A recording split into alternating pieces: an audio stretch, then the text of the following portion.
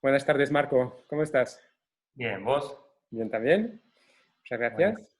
Y muy feliz de poder hablar contigo, porque este año es un año muy especial para nuestro festival, para el FIRE, porque como ya te comenté, vamos a rendirte homenaje, o en todo caso rendir un homenaje a tu filmografía ya bastante extensa.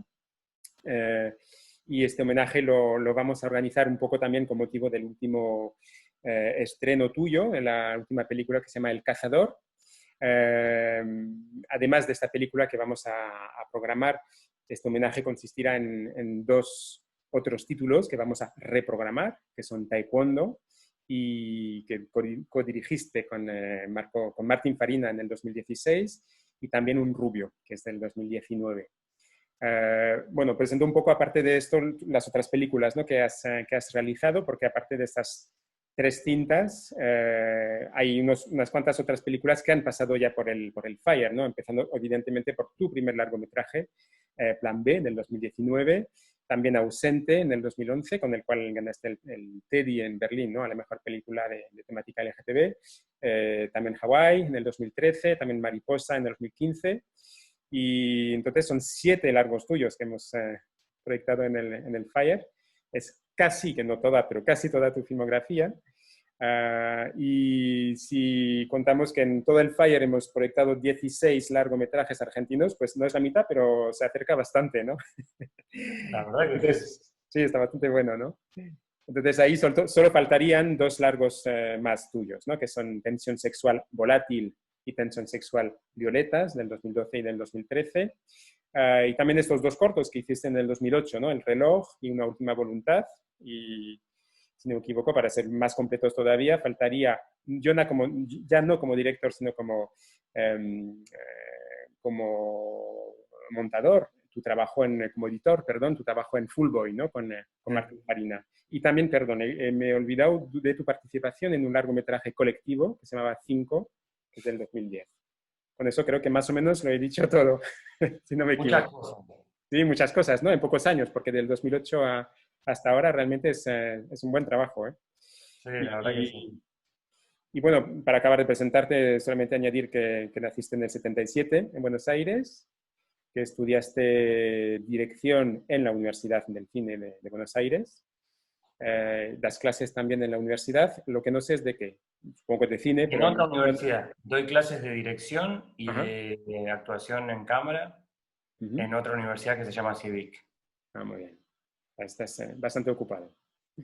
Entonces, hablaremos un poco de Taekwondo, evidentemente, y de Un Rubio, pero sobre todo me gustaría hablar contigo bastante del Cazador, ya que vamos a estrenar esta película en España, ¿no?, en el Fire. Entonces, si quieres, háblanos un poco para empezar del guión de la película. ¿Qué cuenta El Cazador? Y el cazador sin spoilear mucho, porque el tema es no tratar de pensar en la Claro. gente que no ve la película, es un adolescente que está solo en su casa mientras los padres están de viaje en Europa y está en su despertar sexual, nadie sabe que él es gay y está descubriendo cómo tener encuentros con otros varones, al principio bastante fallidos, Ujú, con un compañero de colegio o por ujú, ahí con otro del colegio también, pero que no conoce, pero en un baño, una situación medio rara. Y en toda esa situación donde se ve que él es un adolescente con mucho deseo sexual, conoce un skater que es un poco más grande que él, que debe tener unos 18, 20 años, él tiene 15. El mono. Y, ¿cómo? El mono se llama, ¿verdad? El mono, el personaje del mono. Y a partir de ahí tienen una pequeña relación, uno entiende que se ponen medio como de novietes y se van de viaje a una quinta y en esa quinta empieza a haber algo medio terrorífico alrededor que uno no entiende qué es, que rodea todo el tiempo esa situación y que efectivamente cuando él vuelve de esa quinta el mono desaparece todo, o sea, que como que nada, no queda ningún rastro de ese viaje de él y a partir de ahí él se empieza a ver sumergido en un montón de problemas Ujú. que nunca esperaba y que prefiero no contar porque spoileamos un Ya, poco ya, la película. ya sería desvelar mucho. Entonces, con esta temática, tú abordas un tema que ya habías abordado con Ausente, sobre todo, ¿no?, que es el tema de la adolescencia, ¿no? Porque Sí, la verdad que en las otras películas la edad de los chicos era un poco mayor, pero en este caso abordas la adolescencia e incluso casi la infancia, yo diría, ¿no? Entonces hay un tema ahí que es muy diferente a tus otras películas. Sí, la pubertad y el deseo sexual en la pubertad y en la adolescencia, digamos, algo que me parece que la sociedad siempre niega, como que no quiere ver, y los adolescentes, tanto sean hombres, mujeres o no binarios, lo que sea, tienen mucho deseo sexual desde el inicio de la pubertad, desde los 12, 13, 14 años, y hay una negación con todo ese universo. Entonces yo siempre los planteos que juego tienen que ver con la posición de los adultos frente a ese deseo. Si lo negás y pensás que tu nena va a jugar con muñecas hasta los 18, estás negando la posibilidad sexual de ella y estás cerrando una puerta, de hecho, a que ella tenga información sobre cómo tienen que ser sus encuentros sexuales. Si uno hablase con sus hijos desde su temprana juventud sobre los encuentros sexuales, qué posibilidades de no dejarse llevar por adultos o cosas, tendrían los chicos más información y se meterían a veces menos en problemas. Sí. Entonces lo que habla la película, un poco esta y ausente, es eso, correrse un poco del lugar de negar la existencia del deseo, porque el deseo sexual es algo natural, que nadie elige, que aparece, ¿no? Con mucha diferencia, me recordó un poco, porque la temática es bastante, no la misma, pero me recordó un poco a Joven y Alocada, de Mariari Rivas, que no sé si viste en su momento, de la No, no la vi, chilena. es una peli chilena, ¿no? Sí, una película chilena genial, que habla exactamente de esto, en el caso de una chica, de la explosión del deseo sexual, pero en el caso de esta película, de una familia muy conservadora, muy castradora, que pertenecen a una comunidad religiosa muy tradicional y reprimen totalmente cualquier Claro. ímpetu de la chica, que está totalmente desbordada por su... He escuchado de esa película, me la tengo que bajar. Sí, sí, bueno, uno de los grandes hits del Fire, digamos, ¿no? De nuestro festival. Pues si quieres, si te parece, podemos ver el tráiler del Cazador Sí, y así volvemos a hablar un poco de los actores, por ejemplo.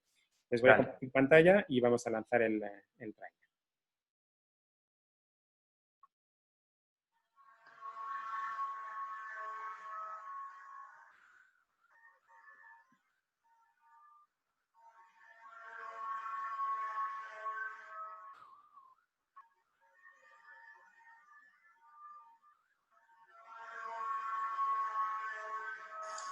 Nada, mi casa están mis viejos.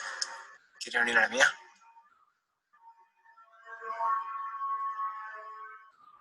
Yo tengo muchos pibes ya. Este año por primera vez.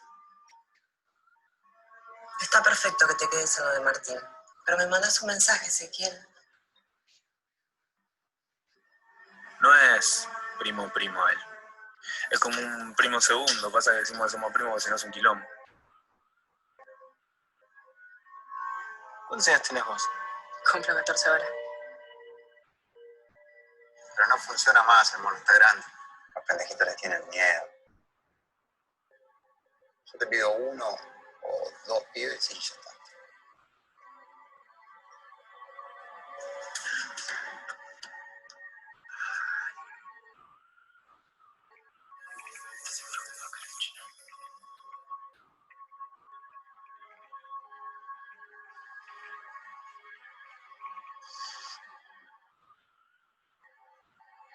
No me gustan los pibes a mí.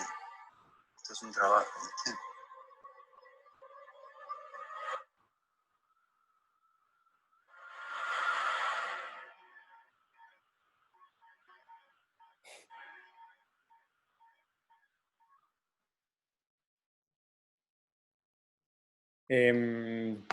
Un universo muy inquietante, desde luego. Entonces, un thriller. ¿Perdón? Es un thriller que roza Sí, el es un terror. thriller, total.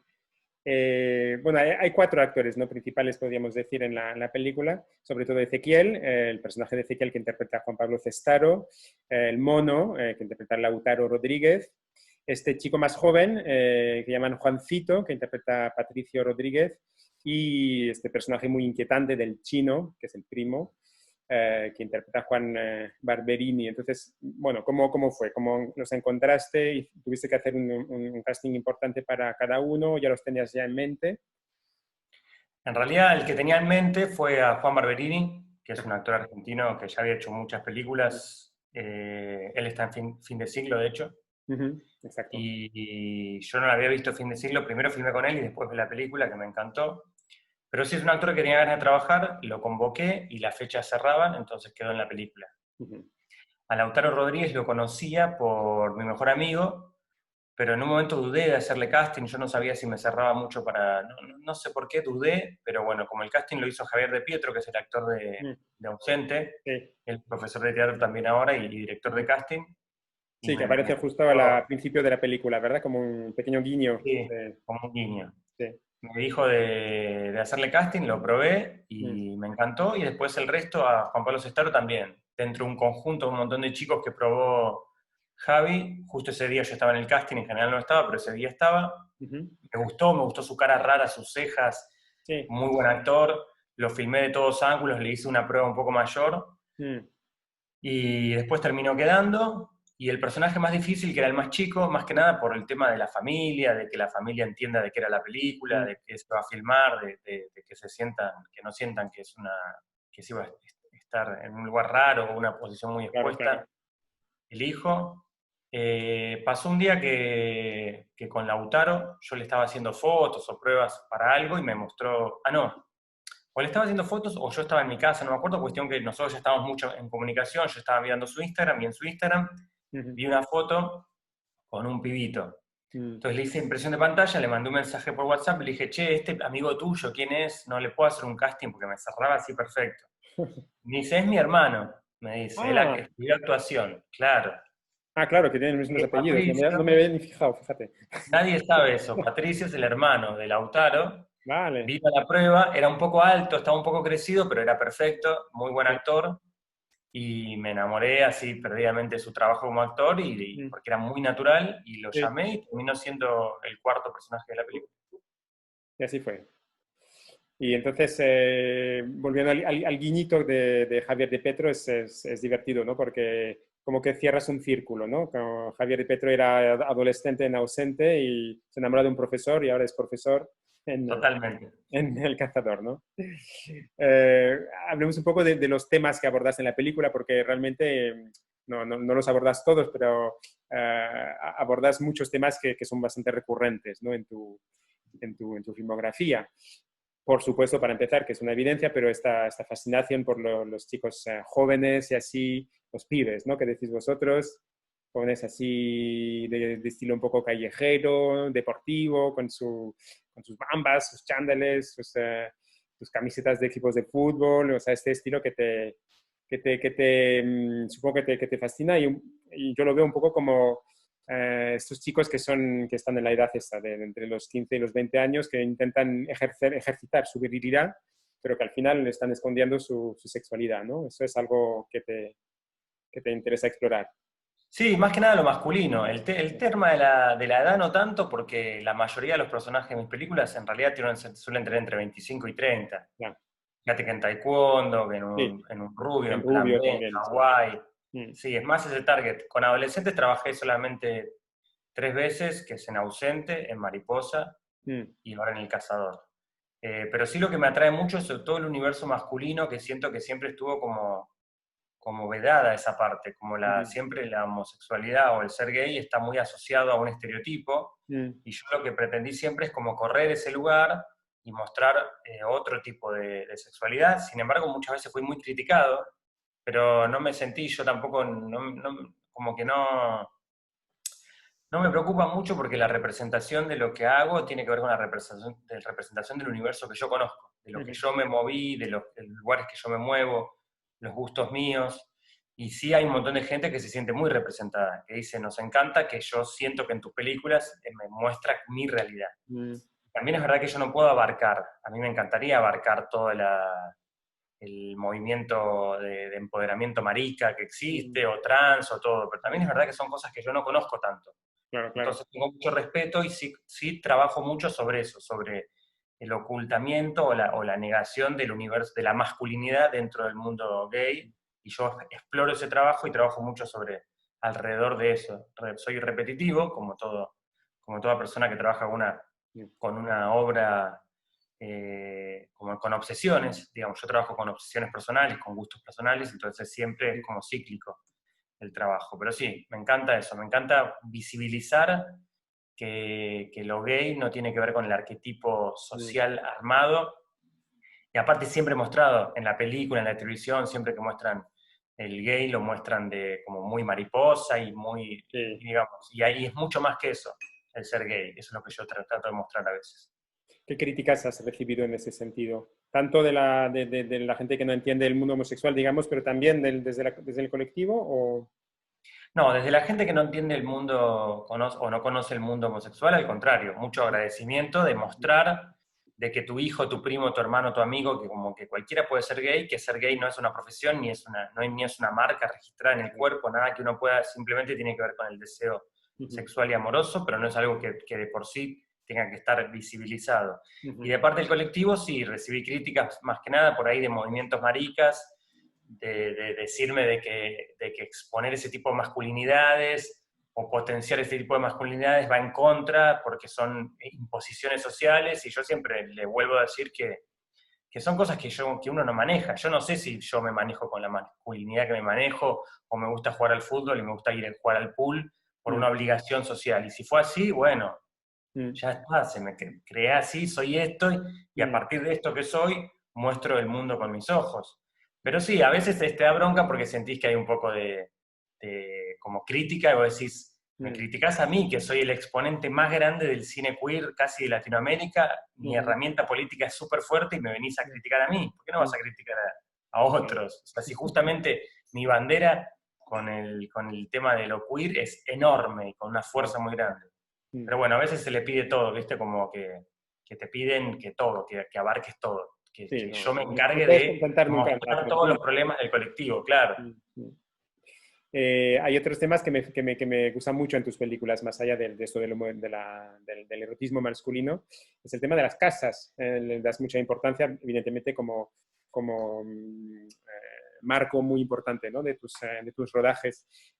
Y siempre con una diferencia bastante clara también de clase un poco, ¿no? Porque Sí. están las casas más populares, como la del mono, de la película, que recuerda un poco la del Plan B, de hecho, ¿no? Estas casas un poco destartaladas, que nunca han reformado mucho, que se han quedado un poco en los 70. Luego están las casas mucho más fijas, como la de Ezequiel, ¿no? O en Taekwondo, la casa tan bonita, ¿no? Las dos con piscinas, que se ven de casas así más burguesas. Y luego todo el tema de las casas de campo también, ¿no? Como la del chino, que está muy destartalada, pero también en Hawái, por ejemplo. No recuerdo ahora si en Mariposa también salía ese tema más campestre, ¿no? Entonces, y asociado a estas casas, el tema del verano, ¿no? Del tedio del verano, del tedio de estas tardes de verano, donde todo el mundo estaba un poco sudando, y eso te fascina. Eso es un poco Lucrecia Martel también, ¿no? Hay un punto La Ciénaga en este... Sí, obviamente. Lucrecia es para mí como mi directora favorita. Ajá. Por ahí de los personajes así del cine que más aprendí. Mm. Yo creo que ella tiene todo su universo alrededor por ahí del verano, las piscinas, Salta y los niños, y cada uno tiene su propio universo. Creo que los universos que se unen un poco por ahí son cosas del calor y de la piscina. Las A mí me camas encanta. deshechas también, las camas así sin hacer. Sí, pasa que eso es algo que tiene que ver con la lógica del estar ahí como en vacaciones medio al Claro, pedo. claro. Sí, sí. Entonces es algo que, sí, es verdad que tiene que ver un poco eso. Nunca lo había asociado a lo de las camas, pero también. Pero sí me gusta mostrar un montón de universos diferentes, pero más que nada a mí me gusta mucho como territorio de trabajo para muchas veces lo que yo trabajo, que es el erotismo, el homoerotismo, el verano, el calor y la pileta, pero también por una cuestión estética, porque el cuerpo mojado, las mallas mojadas, lo que yo digo, los paquetes, los bultos saliendo del agua, todos son juegos que siempre como que repito, la transpiración es muy sexual, porque todo lo húmedo es muy sexual, entonces tiene que ver un poco con eso. En Hawái se ve mucho, él sale de la pileta, se mete en el auto mojado, se acomoda el pito en la malla, entonces todo tiene que ver como con esos juegos que si fuese en pleno invierno por ahí no lo puedo jugar tanto. Tiene que ver con la exposición del cuerpo, la seducción, el deseo, esa negación también social que hasta hace muy poco había con viste, parecía que el torso masculino no era sexual, y el femenino sí. En realidad siempre el hombre masculino sin remera, con ese permiso social que hay de mostrarse tanto, y por ahí las mallitas en la cintura con los pelos, entonces pelos más cuerpo más transpiración, son como objetos de deseo muy fuertes que en una película se revelan mejor. Ahí lo ves mejor como una revelación del deseo y del erotismo en lo masculino, que es lo que más me gusta trabajar. Y supongo que con el tiempo lo iré potenciando. Algún día me gustaría hacer una película por ahí como Pink Narcissus, o como, ¿viste? Como una película que sea solamente más lúdica, que tenga que ver con el deseo puro, como a veces juegan también Pierrot Shields. Pero bueno, por ahora me manejo en los universos naturalistas. Pues eso me enlaza perfectamente con la siguiente pregunta que te quería hacer, es sobre el tema de los planos cinematográficos, ¿no? Ya no tanto de los marcos, sino los planos, cómo los construyes, que son marcados mucho por estos interiores en muchos casos, ¿no? Pero por lo menos, porque tampoco vamos a analizar todos tus recursos cinematográficos, pero hay dos recursos que son recurrentes y que funcionan muy bien y que son muy tuyos, que es por ejemplo, este recurso de cuadrar a dos personas o parte de personas que se encuentran a una profundidad de campo diferentes, pero que parecen que se están rozando, ¿no? Como mis dos manos que están aquí, ¿no? Como, por ejemplo, en un Rubio, cuando van en tren los dos chicos a trabajar o no vienen a trabajar, que todavía bueno, no se tocan, pero No pasa nada. están pasando, ¿no? O incluso en el Cazador hay un plano de las dos caras que se superponen en el cristal, ¿no? Sí. Así que se mezclan de repente durante 2 segundos apenas. Ese es un recurso. Y el otro recurso que es muy tuyo es de estos planos de los cuerpos en las camas. Entonces, no sé cómo se llama en cine esto, pero que es un tipo de contrapicado, yo no entiendo, pero como horizontal. En realidad, aunque no lo creas, justamente lo que yo hago es, el ángulo es cero. Yo no ni pico ni contrapico. Lo que pasa es que me pongo a la altura genital. Sí, En eso es lo que general, los planos en es las como si lo camas... vieras por debajo, o sea, si la persona estuviera Claro, de pie, pues la enfocas desde aquí, ¿no? Pero sí, como está tumbada es lo mismo, o sea, para mí es como un claro. contrapicado horizontal, no sé cómo. Claro, exactamente. Pasa que están acostados. Entonces, lo que yo hago es siempre mantener. Fíjate que es muy raro que yo pique o contrapique en Ajá, en las películas. Así como tengo la cámara fija siempre, siempre estoy en ángulo cero. eso Si es. estoy picado o contrapicado, seguramente si lo miro un poco de arriba es porque en el plano después se va a sentar. Lo mismo, si Mm, está sentado, después sí, sube. eso es. Si no, y ese plano que vos decís, sí, para mí tenía que ver con, primero, como mantener siempre el ángulo, después porque en la misma línea, si están acostados, esto empezó en el reloj. Yo puedo hacer foco en el paquete y en la persona en la misma línea Se y ve hacer todo. un juego de foco. Y eso se ve muy claramente en el reloj, que me costó un montón. Cuando yo hice ese corto, mis compañeros decían que estaba loco, que porque iba a poner la cámara ahí, y al final Mm, fue como el puntapié de casi toda mi carrera, de ser muy honesto no, conmigo, decir, chicos, la cámara para mí va acá. Y a partir de ahí se empieza a generar un juego también con la obra misma de uno. Uno empieza a repetir y mm. trabajar un poco con su propio juego. Acá en Argentina está el chiste del plano Berger, que tiene que ver con el plano del bulto, pero el plano Berger o verga, porque acá se dice, O sea, es en Vélez ¿no? se El que yo dice digo, verga. ¿no? Claro, entonces queda como ese chiste. Pero sí, me gusta eso. Y también a mí nunca me gustaba mucho en las películas, cuando la mayor veces la gente filma a las personas en la cama, se la filma de arriba.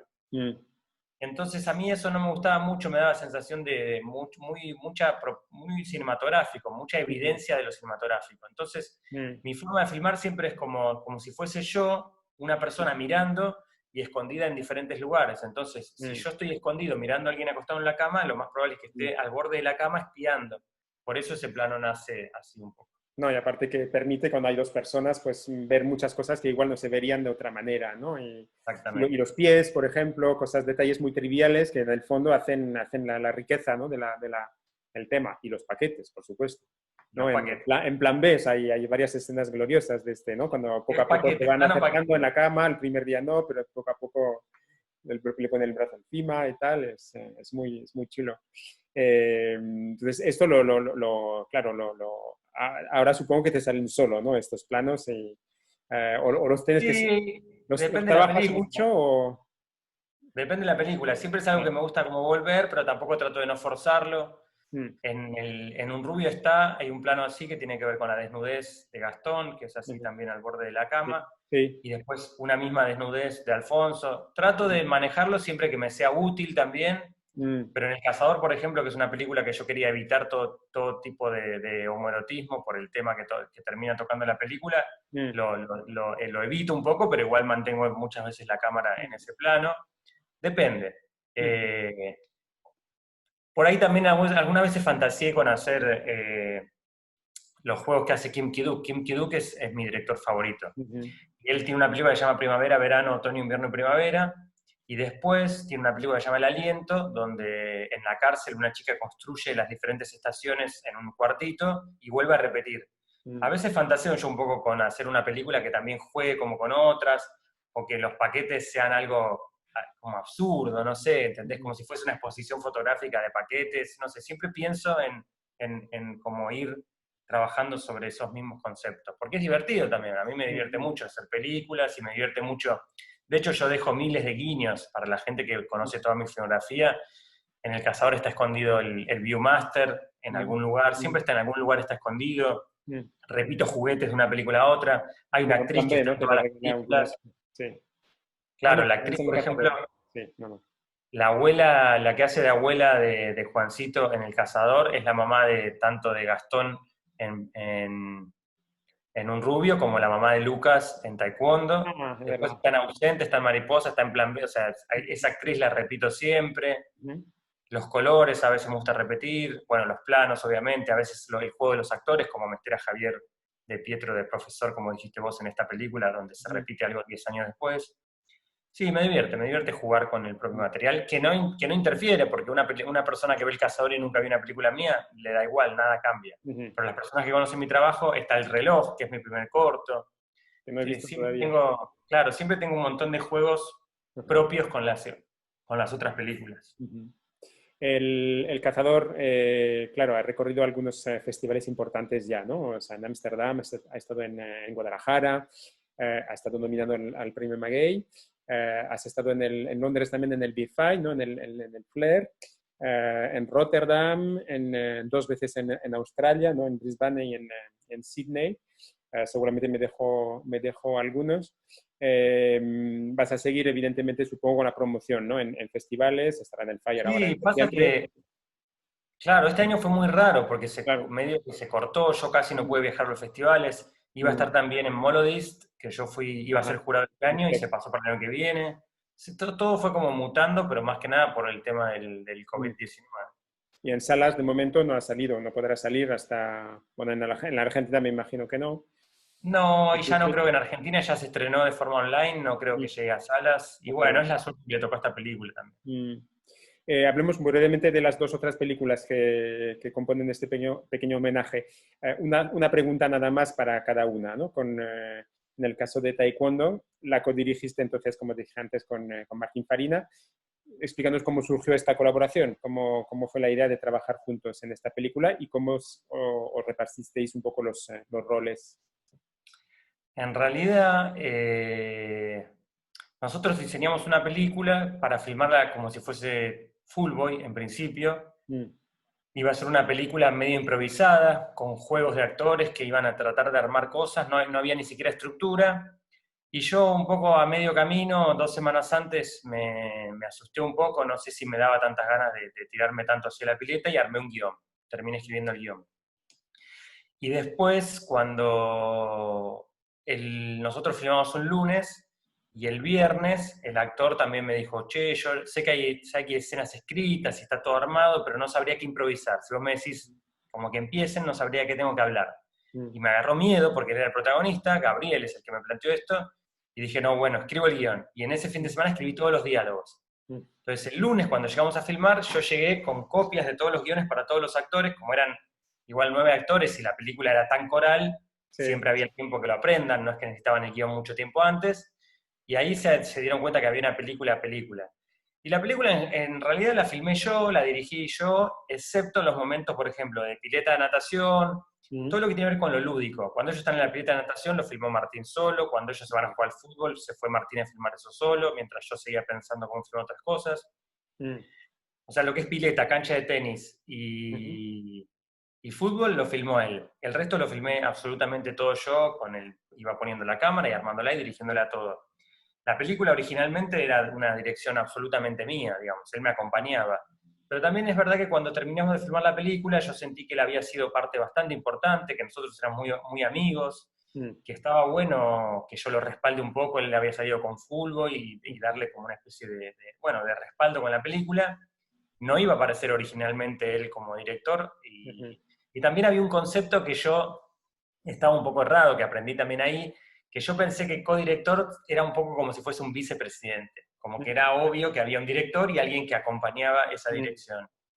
Entonces ahí le dije, ¿te parece aparecer de codirector también? Una vez que terminamos, de hecho, eso fue lo más loco. Le dije, ¿te parece aparecer de codirector? Y él me dijo, sí, me encantaría, obviamente. Entonces ahí aparece como codirector, y después lo que me pasó con el tiempo es que, claro, para el mundo la codirección es 50-50. Claro. Entonces yo me quedé un poco que no sabía bien qué explicar, porque es muy obvio que la película es demasiado mía, tiene toda una forma muy reconocible de mi trabajo, pero bueno, él no tenía ningún problema tampoco en que contemos cómo había funcionado realmente la codirección, por así decir, en esta película.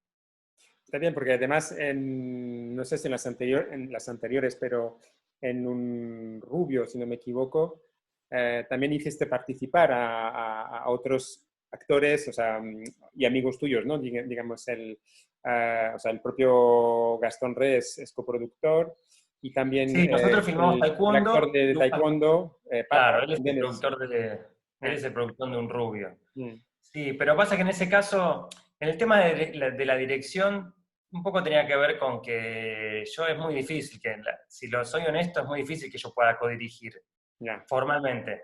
Ujú, Por eso es como que cuando nosotros filmamos Taekwondo, el director fui yo, y cuando terminamos de filmarlas, decidí yo que él esté como codirector. Creo que ujú, no podría porque soy muy firme en mis ideas, o sea, también como inflexible y muy rígido en como que yo quiero que las cosas sean como mm, yo quiero que sean, mm. entonces me costaría mucho una codirección real. Ya, ya, Pero ya. Desde el obviamente, principio de...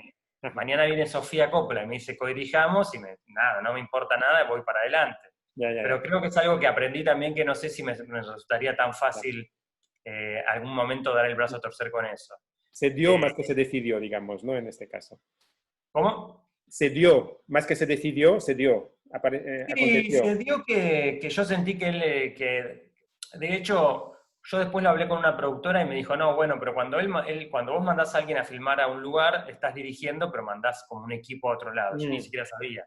Y yo de verdad sentía que todo lo que había hecho de fútbol lo había filmado Martín, todo lo que era mm, la pileta de natación, todo lo que eran las jugadas al tenis, mucho de lo lúdico lo había filmado él formalmente. mm, Entonces era un codirector. O claro. sea, como si fuese que tenés un director en el set y un codirector que hace algunas cosas de exteriores. Ujú, Entonces me parecía que estaba bien, a mí no me modificaba nada en cuanto mm, a mi carrera, no me cambiaba absolutamente nada. Sí es verdad que para mí después era muy difícil sostener esta idea de que la codirección es un trabajo de 50 y 50, claro. y que, bueno, es verdad que no era así, y aparte el guión mío era como muy evidente la forma también de filmar. Ujú, Hay algún que otro plano que yo le acepté, porque a veces también por ahí yo llegaba y él armaba el plano solo, que es algo que a mí en general nunca pasa, ujú, y yo lo veía y por ahí lo aceptaba y íbamos para adelante, pero en realidad siempre soy muy específico. Solo ujú, lo acepté porque él es mi amigo. ujú, Si a mí me haces hacer una película normal, donde yo, si me voy a tomar un café, vuelvo y está la mm, cámara puesta, lo más probable es que me diga, mira, me da mucha pena, pero la verdad que hay que poner la cámara donde a mí me gusta, ujú, porque yo en mi cabeza voy armando la película, entonces ujú, uno va viendo como la forma, y es muy importante. Yo una vez aprendí eso, que no entendía muy bien, que me dijo, cuando yo era muy chico, un director me dijo, mira, el director es el que sabe dónde va la cámara, desde qué lugar se cuenta. Y a mí me pareció una tontería, pensé que era algo del camarógrafo, y con el tiempo aprendí que no, que es verdad. ujú, Lo más importante es de donde vos te posicionás para hacer un relato. Por eso nace el plano oculto, por eso nacen un montón de puntos de vista. Y como el autor o el director tiene un punto de vista muy específico, la cámara acompaña ese punto de vista. mm. Hablemos un poco del Rubio, si te parece también. Te quería preguntar, bueno, ¿cuál fue quizás la mayor dificultad a la que te enfrentaste durante el rodaje? Porque tanto como Taekwondo es una película de mucho hablar y los personajes están muy, ¿no? Como tú dijiste, que es muy coral. En el caso de un Rubio, el personaje principal casi no habla, ¿no? Todo pasa a través de miradas, él es muy tímido, no habla con nadie, ni cuando se separa de su novia, no le sabe ni decir nada, ¿no? Y a pesar de esto, Gastón Rey, el actor, es brillante en este papel, justamente, que es todo en sutilezas y miradas y expresar los sentimientos. ¿Eso fue difícil de transmitir o no fue la mayor dificultad del rodaje? No, yo creo que fue un trabajo en conjunto de actuación, con lo que tiene que ver con respecto a Gastón. Creo que es el actor más talentoso que conozco, y trabajamos juntos, éramos muy amigos, fuimos como armando ese personaje entre los dos. Yo creo que lo más difícil de la película tenía que ver con, con filmar dos heterosexuales besándose y las escenas de sexo, que son súper Ujú. incómodas, que uno ahí lo ve todo lindo, pero en el set son Ya. cuerpos, los cuerpos transpiran, es incómodo mirar un cuerpo ahí expuesto, es totalmente al revés de lo que la gente pensaría, que no, es cero erótico, es más incómodo que erótico. Yo creo que eso fue un poco complicado y besos tan largos, donde yo les enseñaba técnicas para que no se tengan que besar con la lengua y un montón de cosas, pero era como incómodo. Y Mm. todo lo que tiene que ver con la tensión sexual y el juego de miradas, creo que es lo más fácil, pues es algo que yo manejo. Todo mi cine tuvo que ver siempre con el tema de la mirada y las tensiones. Yo ya ni siquiera sé cómo lo manejo. Antes tenía fórmulas para responder, pero muy bien no sé. Siento que tiene que ver un poco con el diseño del manejo del tiempo, Mm. en el set, también con el montaje. Como yo escribo, dirijo y hago el montaje, puedo tener un control sobre las tres áreas. Pero sí, no. Y por ahí lo más difícil también en Un Rubio fue trabajar con una nena, que a pesar de que es una especie de Mm. casi ahijada mía, porque es la hija del músico de mis películas, Músico, sí. claro, sin embargo es difícil. Ahí aprendí que los niños se cansan muy rápido, por ahí estábamos 3 horas filmando, y claro, ella estaba que parecía que, o sea, me acuerdo que la mamá me contó que un día que filmamos 3, 4 horas, llegó a la casa y se acostó en la cama y se durmió, claro, porque se Pobre. agotan, se cansan. Entonces eso también fue una dificultad y a veces tener que repetir y tampoco querer cansarla y Mm. cómo llevar adelante sin que se ponga nerviosa.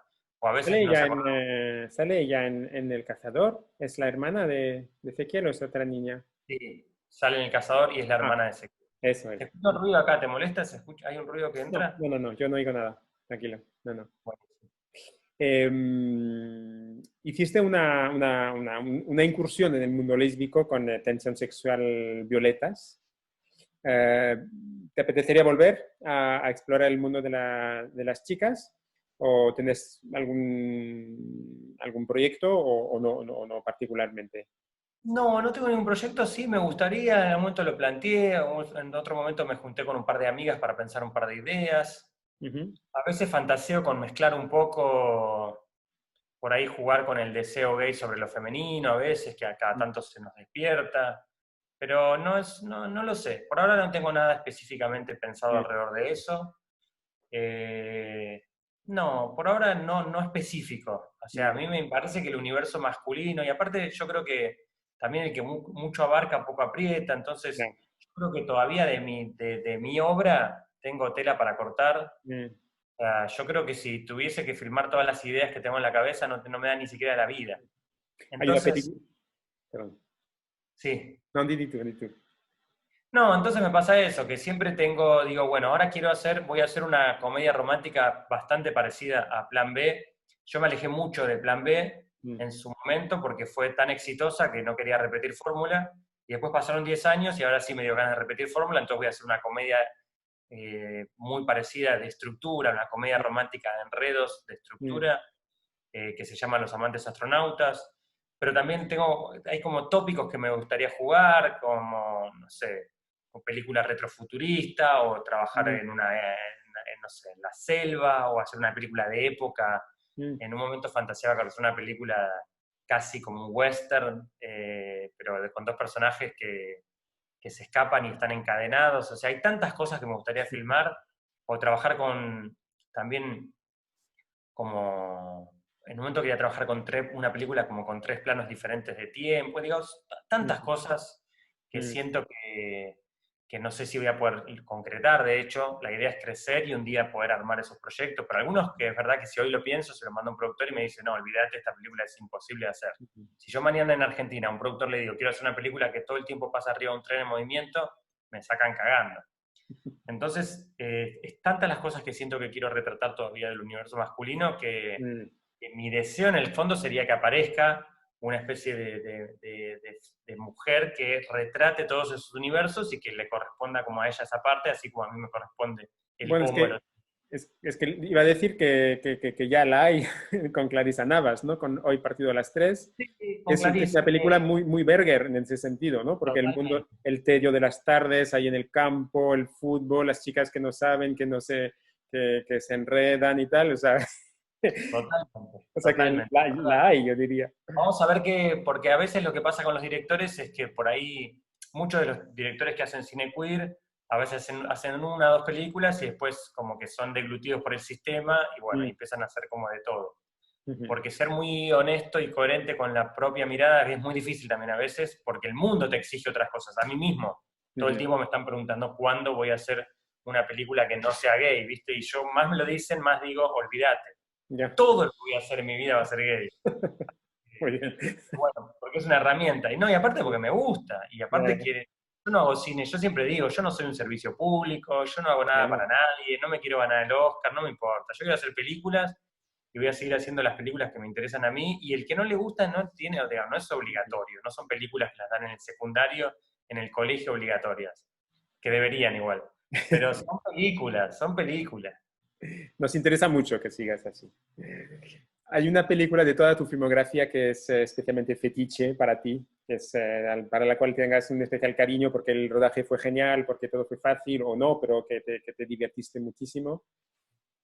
No, yo creo que la película que más, no sé si fetiche, la que más me sigue apasionando es Hawái. Como que logré unos puntos de magia en la película, tiene 2 o 3 puntos, tiene para mí un homenaje oculto a Kim Ki-duk, cuando el personaje viene y le habla en el oído y él se da vuelta y no está. Pero tiene una magia particular, a partir de que empieza a aparecer las ananás en los visionados en la pared, y después esas escenas que no se sabe dónde están, una especie de paraíso, donde están acostados, que es casi una irrealidad, no se sabe si es sueño o realidad, y el final tan largo con el Viewmaster, hay un montón de cosas que me parece que tiene una magia la película por momentos que me impresiona un poco, y que en algún momento me gustaría poder volver a repetir por ahí en otras películas, porque bueno, porque también tiene que ver con los guiones. Después me volví más realista, justo Taekwondo, Un Rubio. Bueno, Mariposa obviamente es totalmente otro universo, pero también tiene que ver con un universo femenino. Pero también Mariposa podría ser una especie de Hawái, pero nunca creo que se llegó a lo que el guión pedía. El guión era un guión que pedía mucho más de lo que la película tiene, entonces se quedó un poco a medio camino. Es la única película que a veces fantaseo con Mariposa, o dentro de muchos años, por ahí cuando tenga, si puedo crecer con mi carrera, sería la única película que haría una remake, yo mismo. Y por ahí los chicos, de nuevo, como en el guión original, de 14, 15 años, y con mucha más potencia, como con mucha... Yo a veces miro, por ejemplo, Mariposa y la película Guacolda, de Lucía Puenzo, y siempre digo, la verdad que ahí se nota mucho lo que es una película sin plata y lo que es una película con plata. Cuando la imaginación está el poder de la película, cuando abre Guacolda con las montañas de fondo nevada, todos, y cuando yo abro Mariposa, que hay 2 cerros, y entonces ahí siento que lo precaria que fue esa película. Pero sí, me perdí un poco ahora de donde me habías traído con la pregunta. Bueno, era con el tema de si tenías una película fetiche, pero ya vemos que Hawái es claramente una de ellas, y Mariposa también, por lo que veo. Yo creo que mi película más fetiche todavía no la pude filmar, que estuve fantaseando un poco estos días con arrancar, pero no sé, porque por ahí después no termina siendo, pero siempre soñé con hacer una película que nunca hice yo, que abarque la vida entera de unos personajes. Ajá. Desde que tienen 5 o 6 años, la adolescencia, la juventud, los casamientos en el medio y la madurez.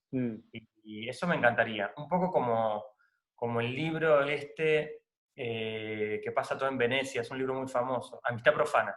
Cuando yo vi Amistad Profana, dije, uy, qué ganas de hacer una película que abarque muchas etapas de 2 personajes. Pero bueno, pero no sé, tendría que ver. Y aparte, no lo sé. Y yo creo que un día también tendría que hacer una película de lo que te había mencionado antes, como...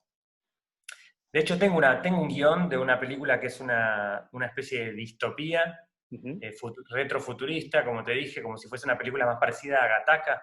Bueno, es una película, el guión está ahí, yo creo que hay que a entusiasmarlo a Amenábar para que la filme, o a alguien muy fuerte, porque es una película muy difícil, pero también a veces fantaseo con hacer una película como si fuese como Querelle, ¿entendés? Como si fuese un universo Berger que no existe en ningún lugar, solamente dentro de mi cabeza, y en ese universo todo está permitido porque tiene que ver con... Pero bueno, siempre, yo creo que soy joven todavía, yo tengo 42 años y la verdad que creo que tengo una vida bastante sana, así que si todo sale bien, yo creo que voy a estar filmando hasta los 75 mínimo. O sea que todavía me quedan O como Manuel Cuando, Oliveira, hasta los 90 y muchos también, ¿eh? cuando cumpla 45 dentro de 2 años, porque ahora cumplo 43 en diciembre, ahí todavía me quedan 30 años de carrera. Por lo menos, eso Por esperamos. lo menos. Tú, Después ya no, después ya me voy así, me voy a Azores, con a una hamaca descansar. paraguaya a descansar. Tú lo que tienes en mente es justo después del cazador, digamos, ahora cuál es el proyecto que tienes o que Y piensas que es vas a esta poder peli, desarrollar una vez que se acabe un poco toda esta locura, supongo. sí, tengo esta peli que se llama Los amantes astronautas, Ah, vale. que puede ser, esto si todo sale bien, no quiero contar mucho, pero puede ser que sea coproducción con España y que puede ser que uno de los protagonistas sea un actor español bastante Mm, potente, muy bien. un jovencito nuevo, pero bueno, no quiero quemar un poco, No, no lo no, quiero quemar. no vamos a Bueno, desvelar nada. hablé, una entrevista, pero bueno, viste que esas cosas no hay que quemarlas mucho, pero si todo sale bien, quizás logro que mi próxima película grande que tiene que ver con el Inca Ujú. sea una coproducción española y sea una historia de un español y un argentino. Mm, Eso por un lado. Y después, como siempre, viste que yo filmo películas independientes en el medio, mm, así como filmé Hawái, Taekwondo y Un Rubio. Tengo planeado esto mucho antes, o sea, ya, supongo que en marzo por ahí, una película bastante chica, es como un poco parecida a Taekwondo en un punto, es una vacación, pero como otra mirada, como que cuando uno ve a Taekwondo vas a sentir que los de Taekwondo eran monjas, más o menos. ujú, Como una película sobre otro tipo más extrema. ujú. No sé cómo explicarla, no quiero adelantar mucho, pero bueno, sí. Tiene que ver un poco eso, con el universo del descontrol masculino cuando se desbanda, por así Mm. decirlo. Marco, muchas gracias por tu aportación, por tu testimonio. Te veremos pronto igualmente en el Fire, porque vamos a, cosa que no dije al principio, dentro del homenaje que dedicamos a tu filmografía, también participarás en una mesa redonda el 15 de septiembre, el martes 15 de septiembre a las 4, una mesa redonda sobre producción, distribución y exhibición de cine LGTB, entonces participarás desde la vertiente evidentemente de la producción.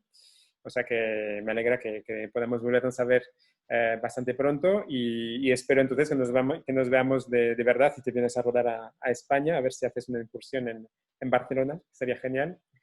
Sí, me Y encantaría, Este año creo que va a ser un año difícil para viajes y todo, pero en sí, algún momento me bueno, encantaría. Te agradezco mucho por la retrospectiva, te agradezco mucho por la entrevista, por invitarme también para participar de la mesa, por el festival, por haber programado tanto mis películas.